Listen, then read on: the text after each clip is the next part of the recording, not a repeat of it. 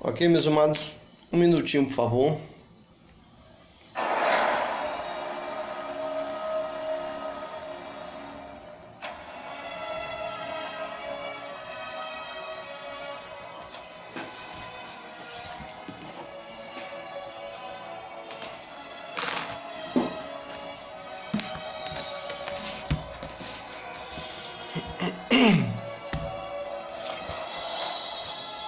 Muito boa noite a todos os meus irmãos, irmãs também,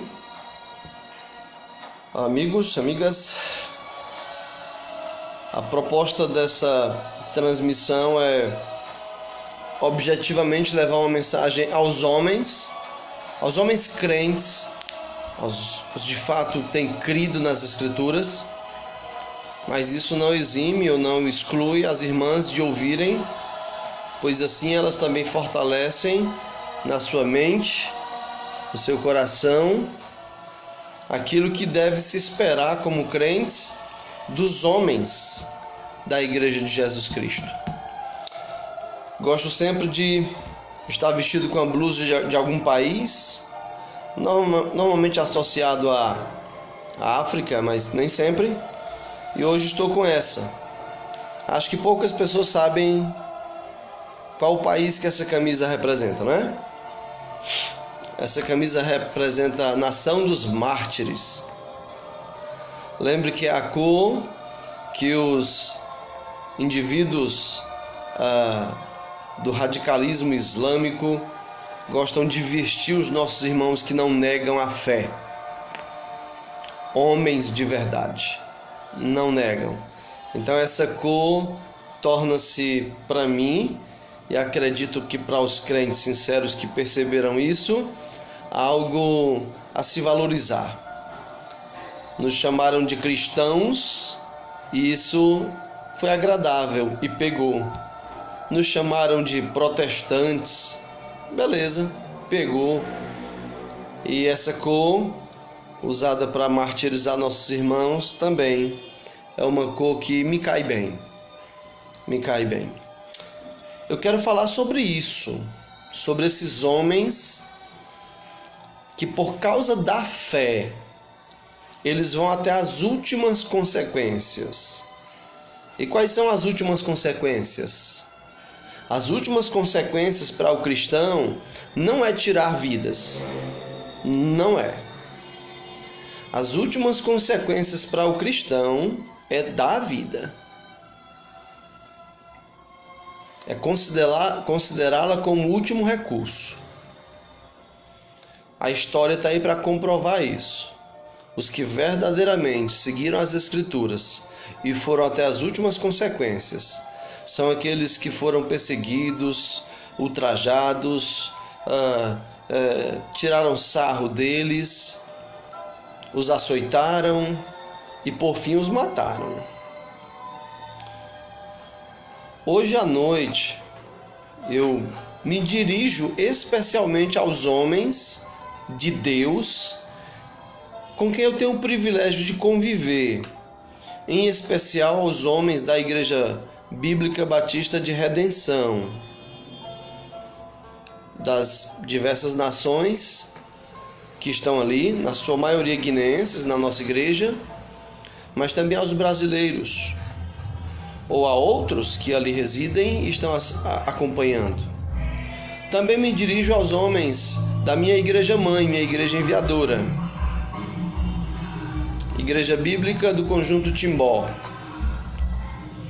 e também aos homens da congregação da Igreja Bíblica do Timbó, Igreja do Vila das Flores.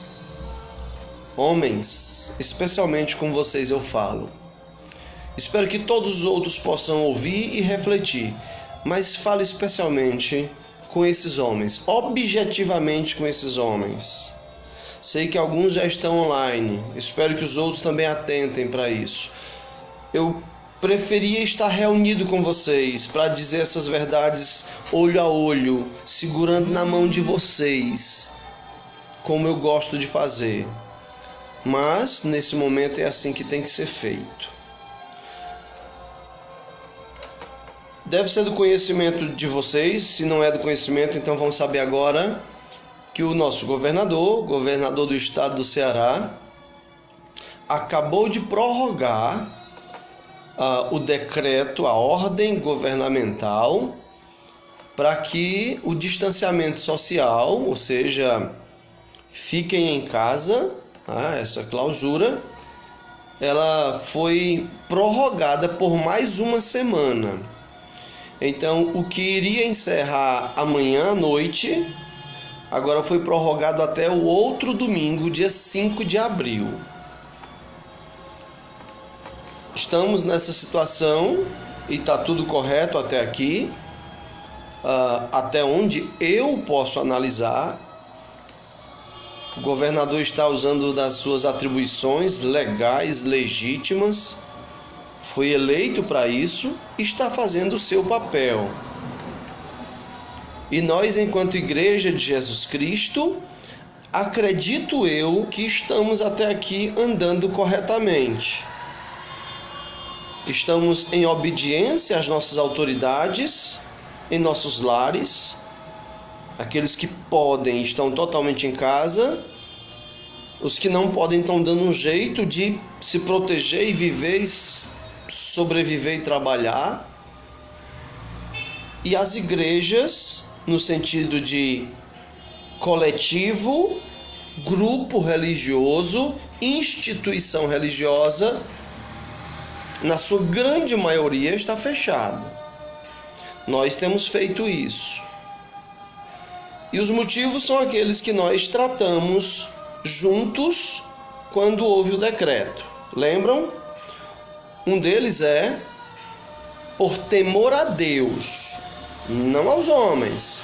Por temor a Deus, nós obedecemos às Escrituras. E as Escrituras dizem: obedeçam às autoridades constituídas, submetam-se a elas. Estamos fazendo. Lembra qual era outro motivo? Amor ao próximo. Amor a Deus primeiro e ao próximo.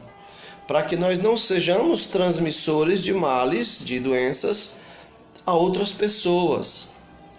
Um outro motivo que nós devemos lembrar é um motivo no sentido de prudência. Né?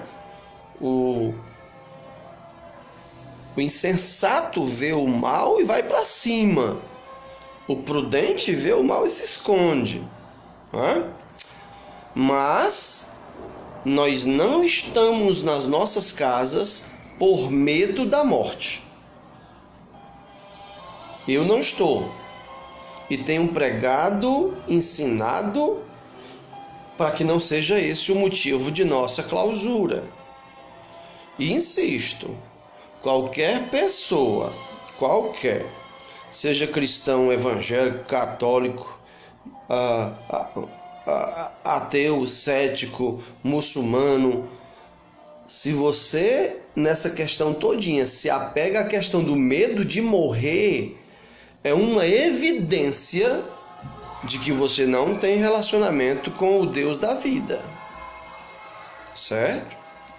Se você quer entender isso melhor, fale comigo. Terei prazer em falar com você sobre isso. Muito prazer. Mas nós não estamos enclausurados por medo da morte. O seguidor de Jesus Cristo confia no seu mestre. Ele venceu a morte e disse aos seus seguidores que não se preocupassem mais com a morte, pois foi resolvido o problema. Ok? Então, estamos nessa situação e agora foi revogado o decreto. E acredito eu que nós temos os mesmos motivos de continuar nessa mesma passada. Mas, no entanto, nós precisamos, homens, cristãos, me dirijo aos homens, como quem está numa reunião de homens, embora sei que é pública, muito pública. Vejo aí amigos de Cabo Verde, gente que está em outros países, outros que estão aqui mesmo pelo Brasil. Então é muito pública. Mas eu quero falar diretamente com os homens, porque eu creio na Bíblia. E a Bíblia diz que sou eu e é você, homem, que temos que ser os primeiros a dar a cara a tapa quando for preciso levar tapa. E então eu quero conversar com vocês e meditar e refletir com vocês sobre isso, sobre o até quando. Conversando com outros pastores, há alguns irmãos muito preocupados, com justa razão, dos motivos pelos quais a igreja parou. Embora seja compreensível esse momento, mas a pergunta é justa, sim. Até quando? Até quando? Até que ponto o seguidor de Jesus Cristo, o seguidor de Deus, ele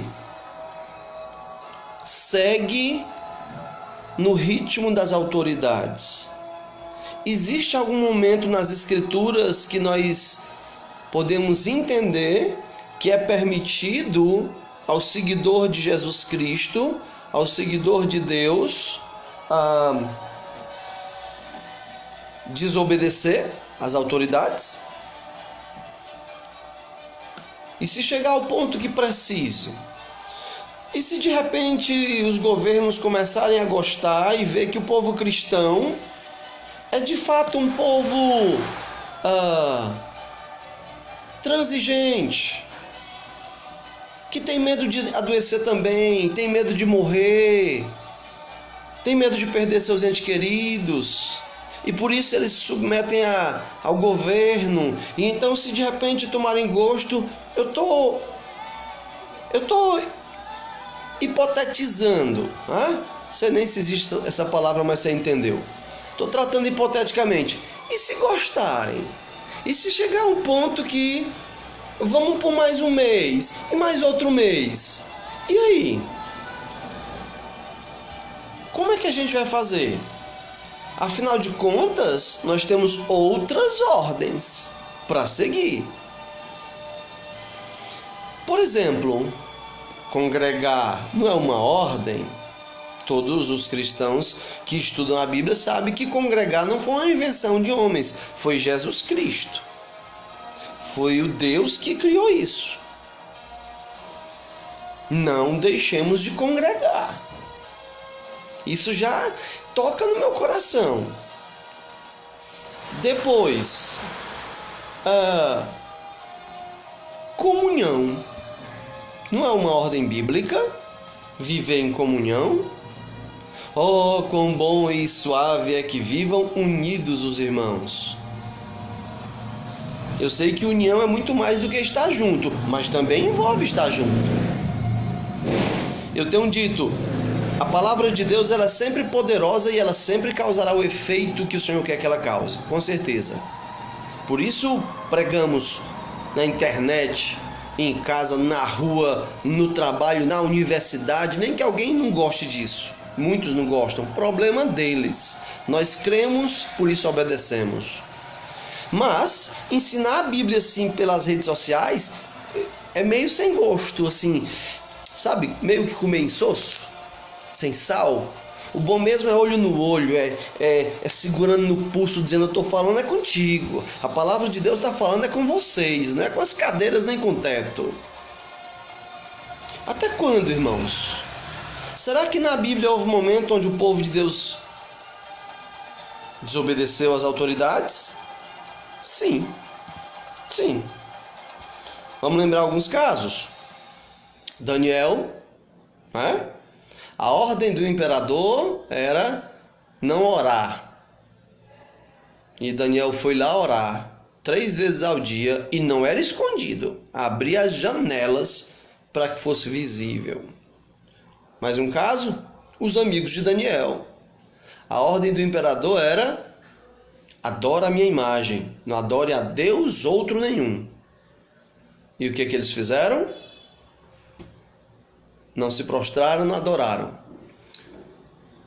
temos várias situações que podem ser elencadas. Essas duas já servem como excelente exemplo.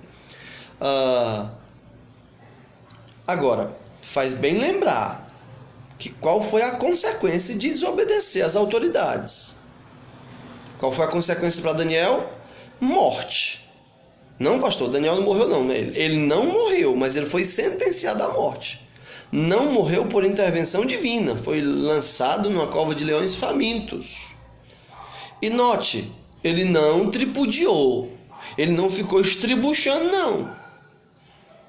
Os amigos dele foram lançados numa fornalha ardente, sentença de morte. Mas não morreram por intervenção divina. Mas também não estribucharam, não ficaram lá, não quero morrer, isso, aquilo, outro, não. O que é que isso indica? Indica que quando os servos de Deus, homens de Deus, se colocarem contra uma ordem das autoridades humanas, eles precisam fazer isso com muita consciência, sabendo que sua vida pode ser ceifada por isso. E conscientes disso, eles devem entregá-la. É o que isso indica. Muitos profetas não acataram a ordem de reis. O resultado foi sentença de morte. Muitos sobreviveram, mas muitos morreram. Então, sim, é fácil ver pelas Escrituras que pode chegar esse momento. A grande questão, e esse é meu ponto para essa noite, é: homem, seguidor de Jesus Cristo, homem de Deus, você está pronto? Você está pronto? O que está faltando? Se esse negócio se arrochar mesmo, eu estou falando isso em público, não estou falando escondido. Isso pode ser compreendido como incitação à desobediência civil. Mas por enquanto é só uma reflexão, que pode vir um dia a se tornar uma realidade.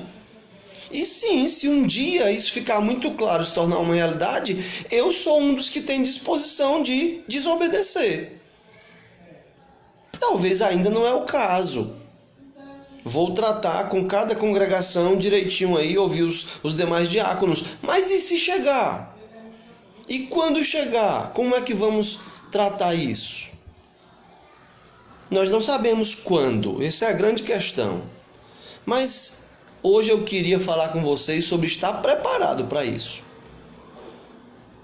Porque se nós nos prepararmos e não chegar esse tempo, esse momento, beleza, estamos prontos. Porque é melhor estar pronto para algo que não vai acontecer do que algo acontecer e eu não estar pronto. Depois de falar isso aqui, queiramos Deus, eu tenho orado para que não precise. E não acontecer nada, beleza, amém, louvado seja Deus. Precisou ninguém morrer, nem eu, nem você? Amém, louvado seja Deus. Mas é melhor estar pronto. Porque quem garante que isso não vai acontecer? Se a minha vida foi exigida, o preço da sua vida foi exigido, é melhor estar pronto. Então deixa eu falar essa noite sobre tipos de homens. Tipos de homens que devem seguir ao Senhor. Só 2. Eu vou falar sobre tipos de homens, biblicamente falando, o tipo de homem que dá a sua vida pelas verdades da palavra de Deus. O tipo de homem que está disposto a dar a sua vida pelas suas convicções em Deus.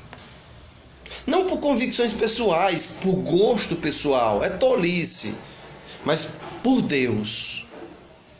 Então, enquanto eu falo desse tipo de homem, então você pensa no contrário, no oposto, o que não é assim. Aí você faz uma análise onde você está. Onde você está. A Bíblia fala em várias passagens bíblicas de características dos homens que têm disposição de viver assim para o Senhor. Eu tenho estudado na escola bíblica, eu estava estudando, nós paramos, com os homens, os chefes de família da igreja lá em Redenção. E eu queria ir por ali um pouco, com eles, como eu tinha ido com eles e com vocês. Então, eu queria lhe convidar, se você está com a Bíblia, ou se não está, pelo menos escute. Os homens, ou o homem que se encaixa no perfil de um homem que tem disposição de viver para Deus, é o mesmo homem que tem a disposição de morrer para Ele. Porque as duas coisas se completam. Se você diz viver para Deus, mas não tem coragem de morrer para Ele, então você não tem vivido para Ele. Entende? Se você diz que vive para Deus, mas não tem disposição de morrer para Ele ou por Ele, então você não tem vivido para Ele. Você diz isso por causa do conforto religioso que isso traz. Dá um ar de piedade, né? Dizer eu vivo para Deus. Mas é só isso, é só aparência. Então, o homem que está disposto, quando chegar a hora, se ela chegar, a morrer pelo Evangelho, pela Igreja de Cristo, pelas Escrituras Sagradas, pela família que Deus abençoa, esse homem que está disposto a morrer é o homem que está disposto a viver. Ele vive pelo Evangelho. E vivendo, ele cria tanta convicção que se sua vida for pedida, ele dá. Então vamos ver alguns exemplos desse tipo de homem que vive para Deus. Porque é esse homem que morre também pelas coisas de Deus. Primeiro texto, há vários, não vou falar de todos, mas o primeiro é Êxodo 18. Êxodo 18. Moisés estava sozinho tentando guiar o povo no deserto. Em tempo de se acabar de trabalhar sozinho, o seu sogro vem e diz: assim não dá certo, tu vai se acabar. Faz o seguinte, Êxodo 18, 21. Procura dentre o povo homens capazes, tementes a Deus, homens de verdade, que aborreçam a avareza. Põe eles por chefes de 1000, chefes de 100, chefe de 50 e chefe de 10, para que julguem este povo em todo o tempo. Toda causa grave trarão a ti, mas toda causa pequena eles mesmos julgarão. Será assim mais fácil para ti e eles levarão a carga contigo. Aqui está algumas características desse homem. Esse tipo de homem que vive para Deus. E um homem que vive para Deus, ele não tem dificuldade em morrer pelo mesmo Deus. Veja bem as características desse texto aqui. Primeiro, homens capazes. Primeiro, note, é homens. Por que homem? Não vou entrar nesse lero-lero de machismo, feminismo, essas coisas não, mas perceba que Deus sempre fala logo com os homens. O negócio é logo com os homens. Por isso que eu disse, é o primeiro que tem que dar a cara a tapa. É por isso que eu fico muito incomodado quando um grupo de homens de uma igreja não é o mais ativo. Não é o mais ativo, o mais trabalhador. Tem igrejas onde o grupo mais ativo é os jovens. Tem outras onde o mais ativo são as mulheres. Eu tenho tido o privilégio de pastorear a igreja ali em Redenção, onde tem um grupo de mulheres, jovens também. Mas graças a Deus os homens têm sido muito trabalhadores. Tomam a frente. As moças trabalham, as mulheres também, mas a rapaziada toma a frente, graças a Deus. Mas eu conheço outras igrejas, onde o grupo de homens não é o mais ativo, não é o mais trabalhador, não é o primeiro a tomar a frente. Creio que os homens precisam se corrigir nisso, se estão caindo nesse erro. O Senhor diz, procura dentre o povo homens. Agora não é qualquer, homens capazes. Homens que tenham capacidades. Capazes de quê? Capazes de fazer aquilo que precisa ser feito. É para ensinar? Então, homens, capacitem-se. É para pregar o evangelho? Homens, capacitem-se. É para construção. Homens, vão lá, mão na massa. Homens capazes. O que é que está precisando ser feito aí? A igreja de Horizonte, os homens da igreja de Horizonte, nisso se constituem um exemplo para todas as nossas igrejas. Quem conhece sabe de quem eu estou falando. Homens que pegam no pesado, no batente, que socorrem, que chegam junto. Homens capazes. Depois, homens tementes a Deus. Sabe o que significa, né? Homens que só têm medo de Deus. É isso que significa. Não temem mais nada. Não temem mais nada. Não tem a própria vida como preciosa para si mesmo, como Paulo disse. Homens que entendem o que Jesus disse quando ele falou: não tenham medo daqueles que podem matar o corpo. Temam aquele que pode, além de matar o corpo, jogar a alma no inferno eternamente. Homens tementes a Deus. Homens que respeitam as autoridades, respeitam as pessoas, mas só temem a Deus. Só se tremem perante Deus. Só se dobram perante Ele. Só se ajoelham perante Ele. Só baixam a cabeça perante Ele. Só amolecem a cerviz perante Ele. Homens tementes a Deus. Homens de verdade. É interessante essa expressão aí, porque ela pode significar homens de verdade, não homens de mentira. Não homens falsos, não homenzinhos. Homens, caba macho, viris. É isso. E também pode significar homens da verdade. Homens que pertencem à verdade e têm a verdade por posse. Homens que não são da mentira. Pense nisso. Então, olha só o tipo de homem que vive para Deus, para servi-lo, e por isso morre por Deus, se precisar. Então, olha o contrário. Onde é que você se encaixa nisso? É só fazer o trocadilho, o oposto. Depois, homens que tenham disposição de chefiar, de liderar. Cuidado, homem, se você não é um preguiçoso. Cuidado se você não acha que, se você não é do tipo que acha que o seu papel é suprir a despensa de casa. É comprar a cesta básica no final do mês. Oh, meus queridos, se fosse só isso, quão fácil seria a tarefa. Liderar a família, liderar a igreja. Deixa eu dizer uma coisa para você, caro homem.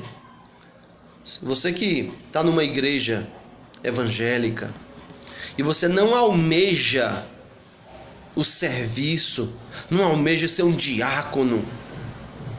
Eu não vou dizer ser um pastor, não é proibido aspirar a ser um pastor, mas pelo menos almejar fazer parte da liderança, servir, estar junto, dar opinião, tomar decisão, dialogar, discutir, ou seja, fazer parte integrante da vida, do pulso da igreja. Homem, você é uma vergonha. Se envergonhe disso. Você não entendeu o privilégio, ou melhor, talvez entendeu, mas por ter entendido, prefere se esconder. O privilégio de servir. Você que não tem isso, você normalmente é o tipo de homem que vai se esconder se um dia for preciso morrer pelo evangelho. Porque você não vive para ele, você não almeja, não deseja estar lá apoiando seu pastor, seus pastores, colocando o ombro, boto a parte do peso aqui, me dá o meu pedaço do peso. Aquela frase, quem não trabalha dá trabalho, tem tudo a ver com isso. Não estou quietinho no meu canto, não estou dando trabalho. Tá.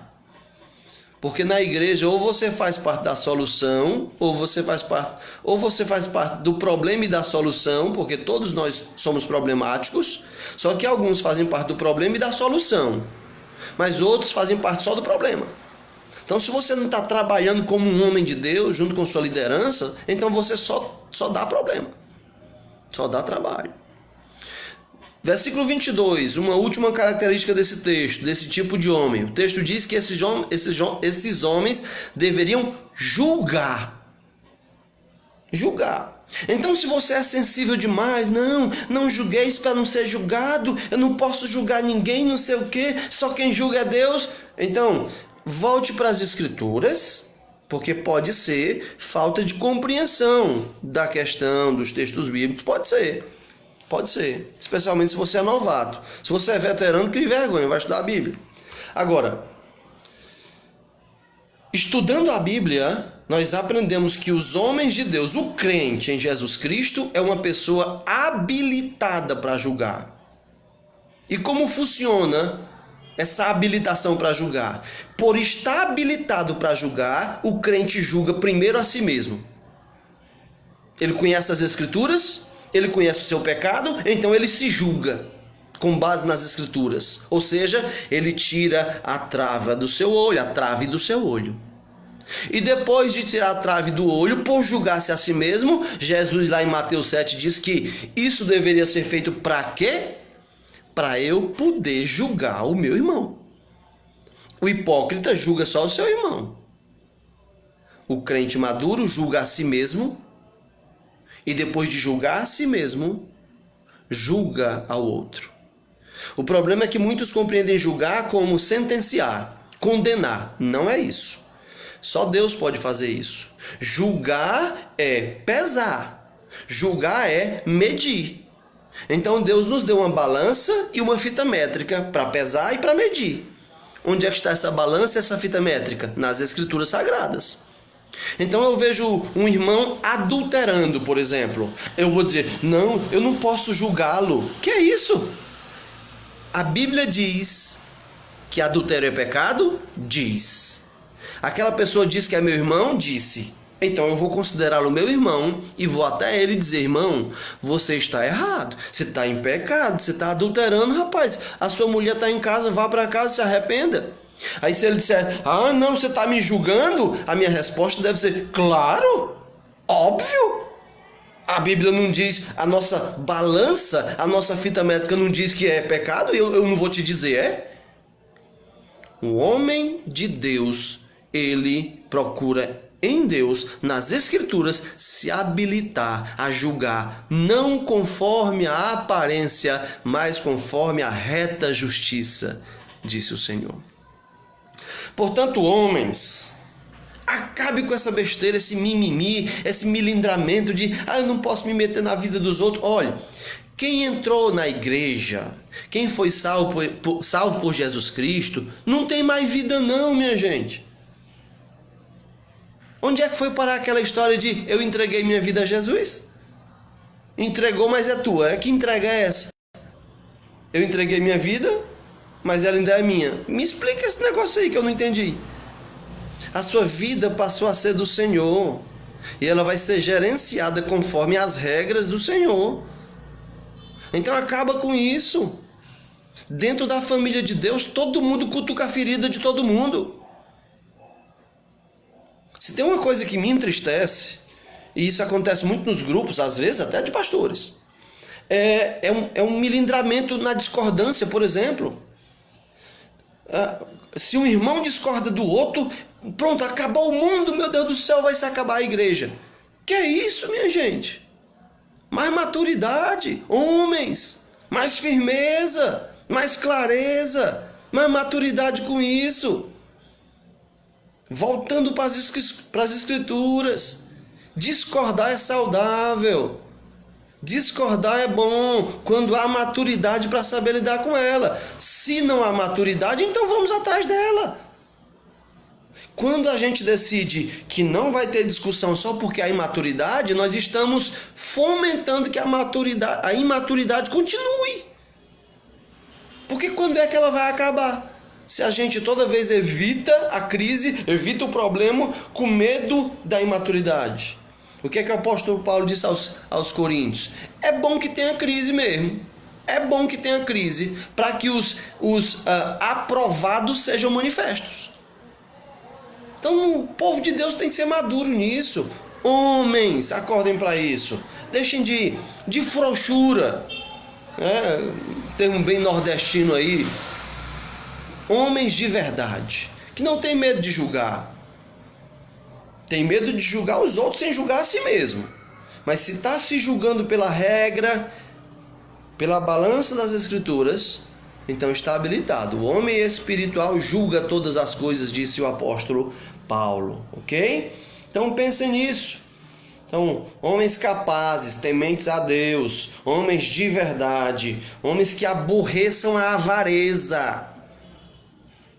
Você é mão fechada? Aborreça. Aborreça isso. Homens de Deus têm que ser liberais. Não estou falando de irresponsáveis. Eu estou falando de não ter dificuldade em investir na obra de Deus, em investir no bem dos outros. Estamos vivendo uma época onde muita gente não está tendo condição de se sustentar, de se alimentar. Homens, ensinem suas famílias a serem liberais. Em momentos de crise, os homens de Deus, a igreja de Deus se destacou nisso. Não vou contar aqui a história, mas década de 40, na Bulgária, pastor Haralan Popov, tem um livro, a biografia dele, Torturado por Sua Fé. Ele conta que uma das coisas mais impactantes na vida dele, quando a Bulgária foi assolada pelo comunismo, ele fazendo um culto em secreto com os irmãos, ele viu um irmão assando um rato no espeto. E quando terminou de assar, o irmão foi oferecer o seu rato para outros irmãos. E aí ele, fazendo uma figura para o mundo livre, ele diz: você tem dividido o seu rato com alguém? Deus tem nos dado muito, nós ainda não estamos comendo rato. Então vamos dividir o que temos. Homens de Deus não são avarentos. Não são avarentos. Portanto, veja bem, o tipo de homem que vive para Deus é esse tipo que morre para Deus. O oposto, o contrário, não precisa nem comentar, né? Um outro texto ainda na Antiga Aliança é Deuteronômio capítulo 1. Deuteronômio capítulo 1. Mais características desse tipo de homem que vive para Deus e por isso, se precisar, morre para Deus. Deuteronômio 1:13. Tomai homens sábios, inteligentes e experimentados, segundo as vossas tribos, para que os ponha por vossos cabeças. Aqui estão. É um texto que faz alusão ao outro de Êxodo, que eu li agora há pouco. Mas note que aqui há ainda outras características. Por exemplo, homens, de novo, começa com homens, porque são os primeiros que têm que dar a cara a tapa. É o homem que tem que proteger a família. Vivemos dias onde os homens estão quase para se esconder de trás das mulheres. Certo dia eu estava pregando no Timbó e, apesar de muito sério, tá tão grotesca a coisa que acaba ficando engraçado. Mas estava falando na igreja, no culto dominical, para toda a igreja, e me dirigindo aos jovens rapazes, perguntando como é que está a virilidade deles, por exemplo. Porque há jovens hoje que não conseguem chutar uma bola sem machucar o pé.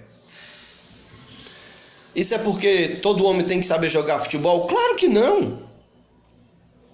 Mas um homem que não tem alguma disposição física, alguma robustez física, que seja adquirida por trabalho ou por esporte, se não tiver, então você é o tipo de cara que vai se esconder de trás da mulher. Entenda, isso é básico, é óbvio. Porque se você não exercita o seu corpo, não treina ele, que força ele vai ter para evitar um agressor, por exemplo? O que você vai fazer vendo um homem estuprar uma criança, por exemplo? Vou chamar a polícia. Sim, e aí? Vai chamar a polícia e sai fora e deixa lá acontecer, é? Então, nossos jovens hoje, no país do futebol, e de novo, eu falo do futebol porque é o esporte mais fácil que se tem. Mas se você não gosta menos disso, não pratica menos, faça outra coisa, mas seja homem também no sentido de músculo, físico. Porque senão vai ser complicado. Um empurrão, um vento vai lhe levar. Então, homens de verdade. Aqui está de novo outro texto, falando com homens. Homens, dê a cara a tapa primeiro. Homens sábios. Tem que ser homem sábio. Ixi, pastor, como é que eu vou ser sábio, rapaz? Eu não fiz curso nenhum, não sei nem fazer não sei nem o alfabeto inteiro. Sabedoria não tem nada a ver com conhecimento adquirido nessas questões. Nós não estamos falando de conhecimento, estamos falando de sabedoria. É diferente. É possível que um homem não saiba nem quantas vogais existem no alfabeto português. Mas mesmo assim ele pode ser sábio. Se ele ouve o Senhor, teme o Senhor. O homem mais sábio que o Senhor disse que seria, Salomão, ele disse que o princípio do temor da sabedoria é o quê? Temor a Deus. A gente aprende a temer a Deus por conhecer o alfabeto, as vogais, a matemática, a geografia? Não. Aliás, por conhecimento das coisas dessa terra, muitos deixaram de temer a Deus. Não souberam, confundiram as coisas. Portanto, homens sábios, vá para a fonte da sabedoria, ouça Deus. Mas como é que eu vou ouvir a palavra de Deus? Eu não sei ler. Peça alguém para ler para você. Hoje em dia tem internet, bote a Bíblia aí para você ouvir. Tem a Bíblia em CD. Sempre tem como dar um jeito para quem quer ouvir a Deus. Homens sábios. Agora, meu irmão, se você não ouve a Deus, se todos os dias você não se esforça para ouvir ao Senhor, não tem como ser sábio, não. Não tem como saber julgar ninguém, não. Não tem como aborrecer a avareza, não. Não tem como ser homem de verdade, não. Pense nisso. Homens sábios. Aí depois diz inteligentes. Viu como é diferente? Sabedoria de inteligência? De conhecimento? Então, homens, se esforcem em conhecer as coisas também. A Bíblia não diz que nível deve ser essa inteligência. Isso nos estimula a entender que o homem de Deus não é um preguiçoso para aprender. O conhecimento não é algo só para quem sabe ler. Meu pai é um homem que não tem boa leitura. Aprendeu a ler lendo a Bíblia. Mas não é uma boa leitura. Mas ele é um homem inteligente no que diz respeito, por exemplo, à carpintaria. Então, homens inteligentes em áreas e afins. O que mais? Homens experimentados. Homens experimentados. Gente que já passou por dores. Por isso, no Novo Testamento, a Bíblia manda tomar cuidado com os neófitos, os novos na fé. Pelos motivos óbvios. Não são experimentados. A tendência de se orgulhar mais cedo por chegar à liderança é maior. Então, meus irmãos, homens que possam chefiar, colocá-los como cabeças das tribos. Para fazer isso, é necessário estar disposto a julgar. Mais uma vez, isso é lembrado nesse texto. Mais adiante, agora indo para a Nova Aliança, livro de Atos, um texto muito conhecido, Atos 6, onde nós entendemos que é a primeira vez que se reúne um grupo para chamarmos de diáconos, se não ainda tecnicamente ou oficialmente, como vem a ser depois das epístolas pastorais, mas na prática, sim, aqui já se tem um grupo de homens que se destacam, vão mais à frente para servir ao povo de Deus, para viver para Deus. E como eu disse, esses homens que se dispõem a viver para Deus, eles também estão dispostos a morrer para Deus. Aqui está a prova. Atos capítulo 6, versículo 3 ao 5. Mas, irmãos, escolhei dentre vós 7 homens de boa reputação, cheios do Espírito e de sabedoria, aos quais encarregaremos deste serviço. A congregação escolheu. A igreja cresceu muito, tinha muito trabalho para fazer, e os apóstolos estavam deixando de orar, deixando de estudar a Bíblia, para fazer o serviço braçal mesmo, de músculo na igreja. Então eles dizem, não está legal isso, não está certo. Escolham homens aí para fazer isso. De novo o texto diz, escolhei dentre vós 7 homens. Homens, vocês têm que ser os primeiros. Pulem na frente. Sejam os primeiros a viver para o Senhor. E sejam os primeiros a morrer pelo Senhor. Homens de boa reputação. O que é boa reputação? O que é que as pessoas têm dito a seu respeito? O que elas dizem a seu respeito de mal é verdade? Se for verdade, você não tem boa reputação.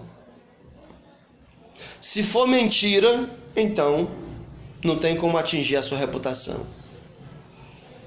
As pessoas dizem que você é veaco, que você não paga as dívidas. É verdade? Se for, então não vem dizer que é perseguição, não. Não é perseguição, não, é justiça. Perseguição é quando dizem de você aquilo que não é verdade. Chamam você de mentiroso e você não é mentiroso. Chamam você de veaco e você não é veaco. Mas se você está devendo na comunidade e então dizem que você é veaco, que não paga, então você não tem boa reputação. Corrija sua reputação. Pague o que deve. Se arrependa, peça perdão, confesse, amadureça e assuma o seu posto de homem. Há um exemplo de homem na Bíblia, me falhou a memória agora do nome dele. Se eu lembrar eu falo, mas é o avô de Batseba. Ele era conselheiro de Davi, se revolta contra Davi porque Davi adultera com sua neta. E ele então vai contra Davi, faz uma campanha contra Davi, e Davi vence a tropa dele e tal. Estou sendo bem sucinto, mas o ponto é, ele era um homem muito decente. Davi mesmo dizia que o conselho dele era como o conselho de Deus. Quando ele perdeu a guerra, obrigado, irmão Ximenes, espetáculo, Aitofel, obrigado, irmão, maravilha. Quando Aitofel perdeu a batalha, ele foi tirar a própria vida, enforcar-se, suicidar-se. Mas sabe o que é que ele fez antes? Procurou onde ele estava devendo, pagou suas dívidas e aí foi tirar a sua vida. Sabe o que é isso? Reputação. Boa reputação. Podem dizer o que quiser de mim, mas não vão dizer que eu sou ladrão, não. Nem depois que eu morra.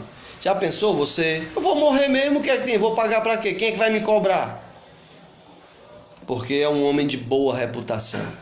Homens de Deus têm que ser assim.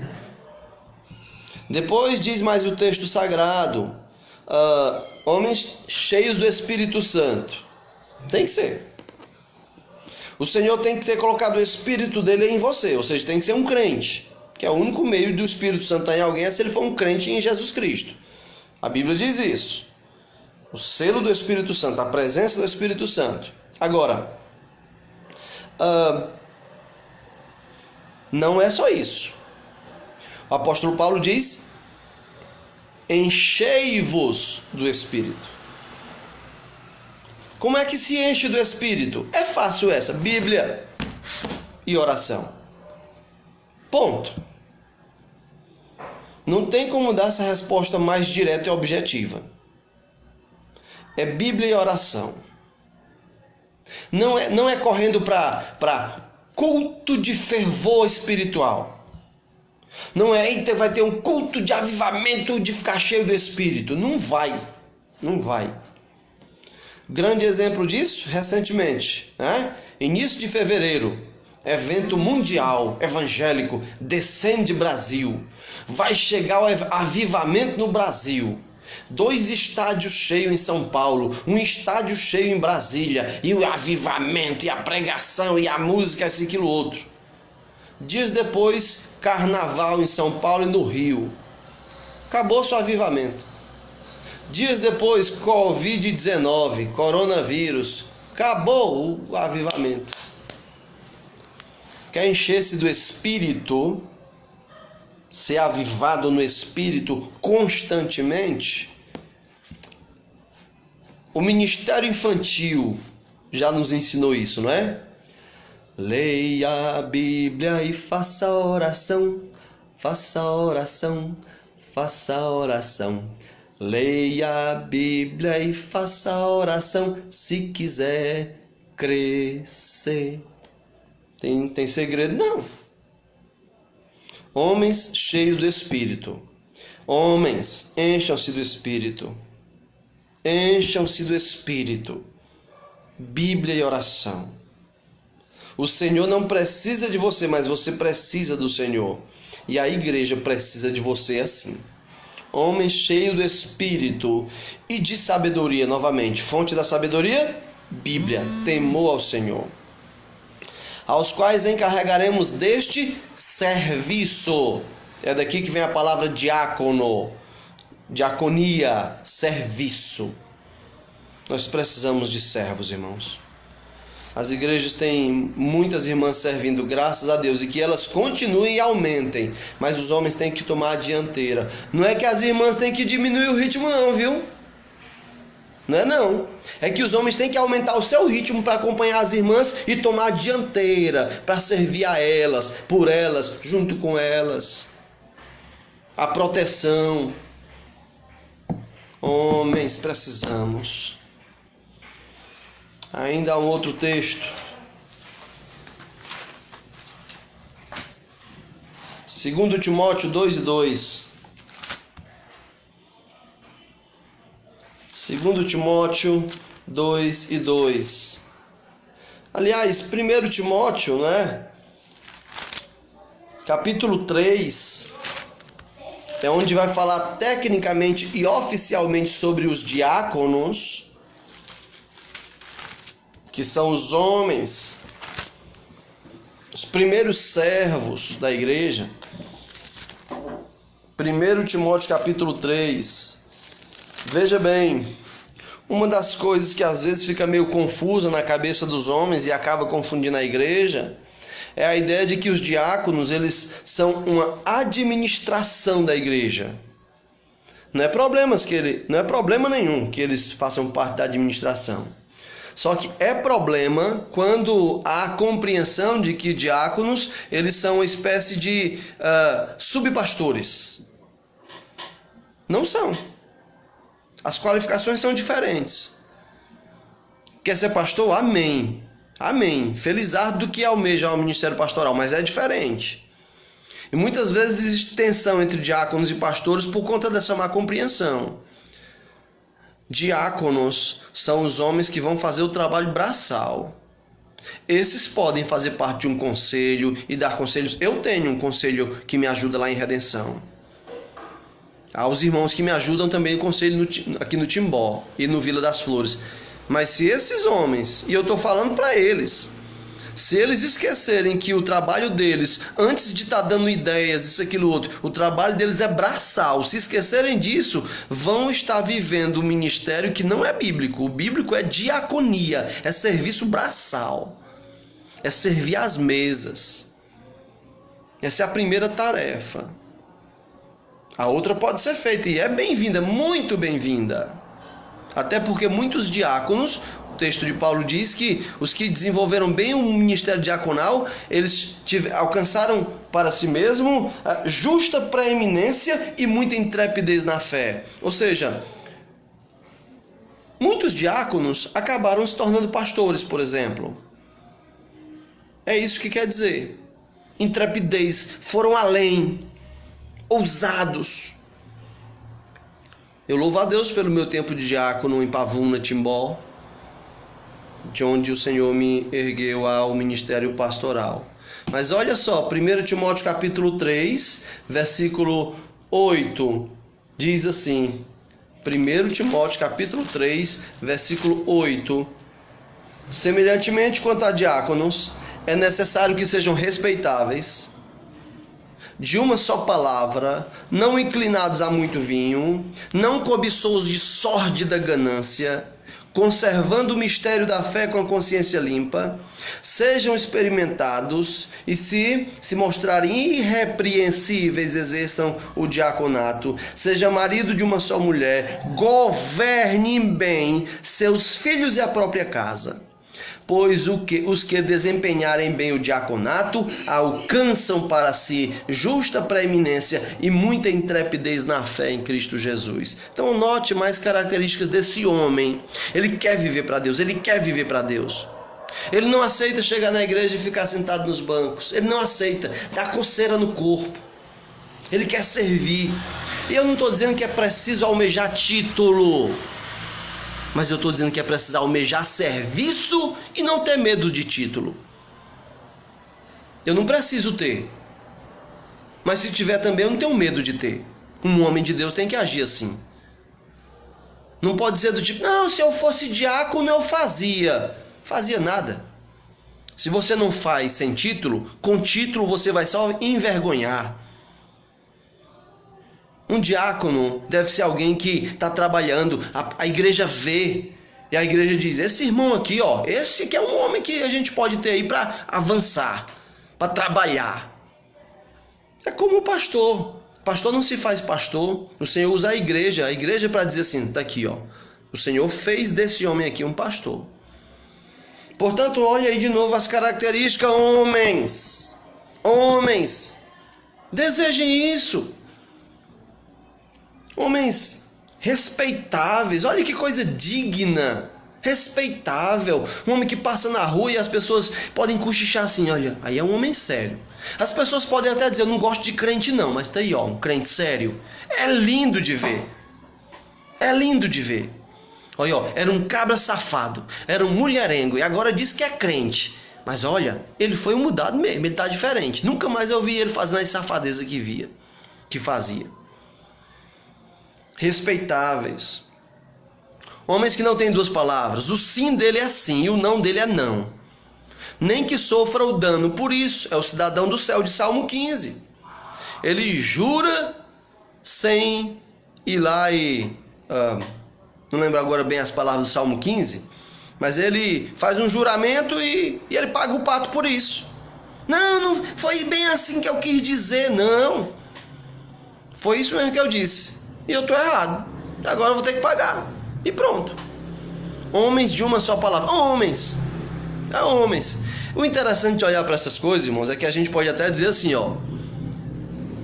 É homem das antigas. Não é? É homem das antigas. Nossos pais, nossos avós. Havia uma influência tão mais forte do Evangelho, mesmo naqueles que não conheciam tanto o Evangelho, não liam, mas a influência do Evangelho se fazia presente com mais força na sociedade. Homens, tinha esse negócio de arrudeio não. Homens de uma só palavra, homens não inclinados a muito vinho, homens que não ficam aí gastando tempo pensando em bebida. Não cobiçoso de sórdida ganância. Note bem uma coisa. Um homem de Deus tem que ser um homem ganancioso. Eu sou ganancioso. Só não pode ser um homem de ganância sórdida. O que é sordidez? Sujeira, maldade, impiedade. Entende? Desejo de ganância financeira, ganância por sucesso, fama. Não. Mas eu tenho ganância de ver o Evangelho avançar. Eu tenho gana de ver o Evangelho amadurecendo na vida dos meus irmãos. Eu tenho gana de ver o bem das pessoas. Tenho gana por isso. Os homens de Deus precisam ser gananciosos. Sabe qual é o efeito da ganância na vida de alguém? O ganancioso não fica parado. O ganancioso não fica parado. Esses dias de ficar em casa, é terrível para um ganancioso. É terrível. E não é por bobagem, não. Não é porque, rapaz, nunca mais eu sentei ali no banco da praça, porque não pode mais. Não pode mais ir ali dar um passeio na avenida. Não é por isso, não. É por coisa séria. Por isso, o ganancioso, ele acaba correndo alguns riscos. E às vezes ele paga com a própria vida. E homens de Deus estão dispostos a isso. Porque eles têm uma ganância que a gente poderia chamar de ganância santa. Porque não é sórdida. Homens de Deus tenham ganância de ver a sua família santa, tenham ganância de ver seus filhos lendo a Bíblia, tenham ganância de ver seus filhos servindo ao Senhor, tenham ganância pelo Evangelho. É essa gana que faz o homem levar a Bíblia para o trabalho e no intervalo ler a Bíblia e orar, para a escola, para a faculdade. É essa ganância que não liga com o que vão dizer a respeito do bem, da coisa correta que você tem que fazer. Homens, acordem. Homens que conservam o mistério da fé. Não dá para explicar tanto detalhe em cada característica dessa. Imagina se eu fosse fazer. Então deixa eu tentar ser bem sucinto nessas questões que seriam mais complexas. O que é conservar o mistério da fé? Conserve o Evangelho. O mistério da fé é o Evangelho. É um Deus santo, santo, santo, se fazer homem e vir aqui nessa terra por causa de mim e de você. Isso é o mistério da fé. Negue isso não. Sustente isso. Veio na cruz, sem pecado nenhum, pelo meu pecado e pelo seu, por misericórdia e graça. Isso é o mistério da fé. Conserve, ou seja, aguente isso. Sustente essa mensagem. Homens de Deus, o que mais? Façam isso com consciência limpa, não com consciência culpada, não por motivos errados. Faça isso, conserve o Evangelho por motivos corretos. Qual seria o motivo errado de conservar o Evangelho? Religiosidade. Bom? Você não vai conseguir fazer esse negócio direito por um apego religioso. Eu não sou um anti-religião. Já fui quando eu era um descrente. Creio que a religião tem um bom papel, mas não é primário. Não é primário. Só vou viver bem a minha religião se eu estiver antes vivendo bem o Evangelho. Aí eu vou viver bem, fazer bem um papel religioso. O contrário estraga. Marido de uma só mulher. Cuidado, hein? Cuidado. Cuidado para não ter outra aqui, ó. E governe bem seus filhos e a própria casa. Aqui está um ponto onde nós temos perdido muitos homens. Muitos homens têm dançado a música moderna, o cântico da sereia feminista. Muitos homens têm tido medo, porque parece que está na moda agora que a mulher pode liderar, pode governar, rapaz, também e tal. Aí alguns homens preguiçosos descobriram que é uma boa ideia para o preguiçoso. Ora mais. Agora a mulher está trabalhando, estudou mais do que eu, o salário dela é melhor do que eu. Eu não vou me esforçar muito com essas coisas não que a mulher está fazendo. E já que é ela que está botando mais dinheiro dentro de casa, vamos me preocupar muito com as regras da casa não, a condução dos filhos. Cuidado, isso tem acontecido, viu? E muitos homens estão deixando de ser homem por isso. E envergonham o Evangelho por isso. Eu sei que isso é uma mensagem não é moderna, não é atrativa para o século atual. Eu estudo na universidade que eu sei o que é que eles pensam disso. Então, nada demais. Agora, o que é incrível é isso daqui. É que dentro da igreja, essa mensagem também tem sido ofensiva. Há mulheres dentro da igreja se ofendendo com essa verdade de que o homem foi feito por Deus e ordenado por Deus para governar a casa. Eu digo isso por experiência própria. porque eu governo a minha casa, eu mando nos meus filhos, e se precisar eu mando na minha esposa. Houve quem na minha igreja não está mais me taxasse de machista, e então preferiu não continuar conosco. Há outras coisas, mas a mais forte foi essa. E minha resposta para quem diz isso, como eu respondi para a pessoa em questão, foi: se machismo é isso, então eu sou. Se ser machista é o homem que lidera o seu lar, então os homens de Deus deveriam assumir, e de bom grado. Se machismo para o mundo, para a sociedade, ou para a igreja, para quem quer que seja, se machismo é um homem liderando o seu lar, governando o seu lar, então eu espero que esteja bem escrito na minha testa: machista. Sem nenhum problema ou dificuldade com isso. Mas eu sei que alguns homens têm dificuldade com isso. Alguns homens, para amenizar isso, dizem: não, lá em casa não é assim não, mas lá em casa é tudo em acordo. Eu entro em acordo com a mulher, a gente faz acordo. Então o Deus da sua casa é o acordo e não a Bíblia. Porque a Bíblia não dá essa liberdade. Não dá. É fato. O que é que Paulo diz? Deus, o cabeça de Cristo, Cristo, cabeça do homem, e o homem, cabeça da mulher. Aí você, por medo do mundo, não temendo a Deus, faz o que? Não. Lá em casa é assim: Deus, o cabeça de Cristo, e Cristo, o nosso cabeça. Eu e ela igualzinho. Deixa de ser frouxo. Deixa de ser mole. Deixe de ser covarde. A sua mulher está precisando que você seja um homem e lidere o seu lar. Seus filhos estão precisando. Os filhos de um casal assim serão confusos com respeito à direção que Deus dá. Se é que não já são confusos. Homens que governem o seu lar. São esses homens que tomam a frente na hora da necessidade, do aperto, do perigo. O contrário são homens que se esconderão de trás de sua família. Covardes, frouxos. São esses homens que desempenham bem esse serviço.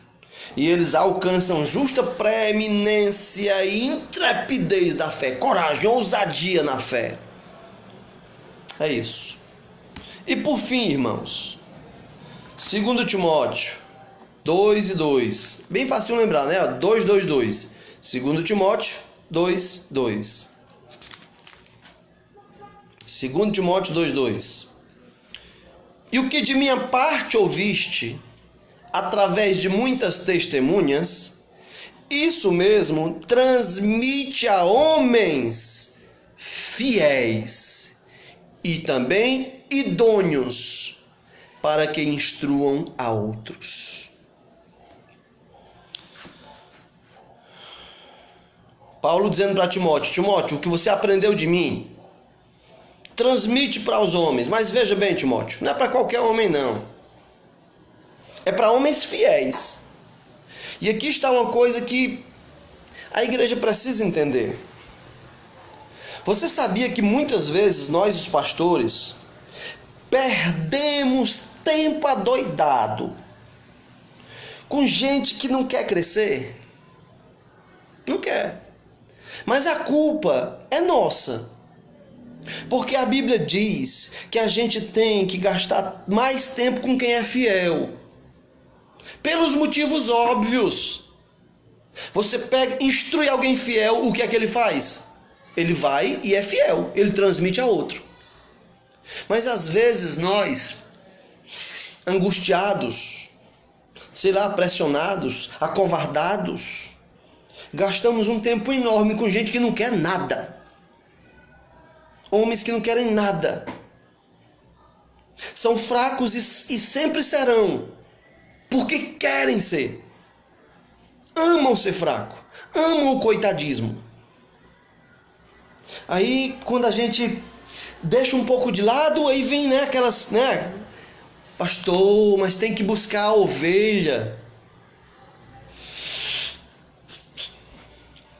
Normalmente quem diz assim não vai buscar. Não sabe o que foi gasto já de tempo tentando buscar.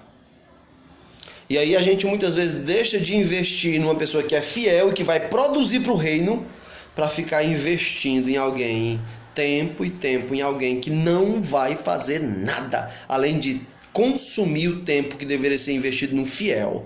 Homens, ajude o seu pastor a trabalhar com quem é fiel. O que de minha parte ouviste através de muita testemunha, isso transmite a homens fiéis. Pastores, encontremos os fiéis. Ajudemos eles a serem fiéis. Pega os fracos e tenta, mas cuidado para não gastarmos tempo excessivo e precioso com quem não quer crescer. Enquanto os que querem crescer, a gente não tem investido tempo neles. E aí seremos culpados duplamente. Culpados de gastar muito tempo com um tolo e preguiçoso e culpados de não ter alimentado adequadamente um fiel. Se você está emaranhado nesse problema, é duro quebrar, mas vale a pena. E é necessário. Homens fiéis e idôneos. Idôneos quer dizer capazes, por exemplo. Capazes e fiéis, capazes que vão instruir outros. É atrás disso que a gente está. Foi assim que o evangelho se espalhou. Não foi com gente preguiçosa, não. Não foi com gente que só dá trabalho, só dá trabalho, só dá trabalho, só dá trabalho, só dá trabalho. Não, não foi não. Esses receberam sua porção e fizeram o que quiseram com elas. Foi quem quis ser fiel que recebeu sua porção e multiplicou. É atrás desses que Jesus mandou a gente trabalhar, pastores. Homens, estamos atrás de vocês. Homens fiéis.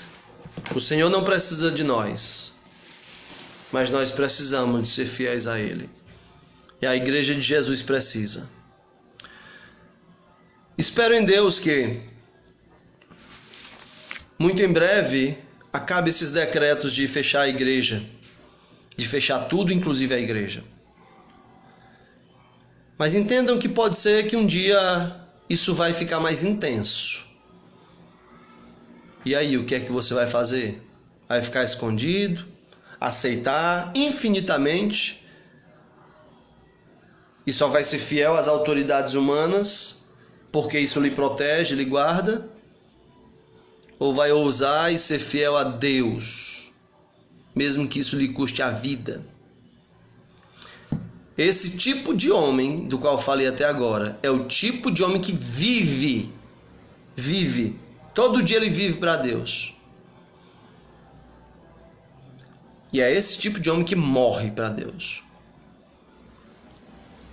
Porque se não vale a pena morrer por ele, também não vale a pena viver. Para quê?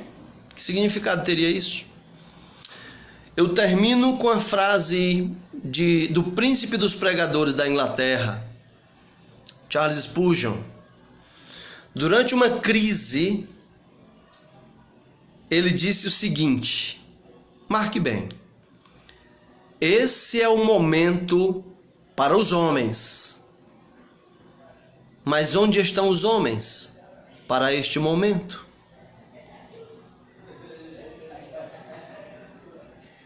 Este é o momento para os homens.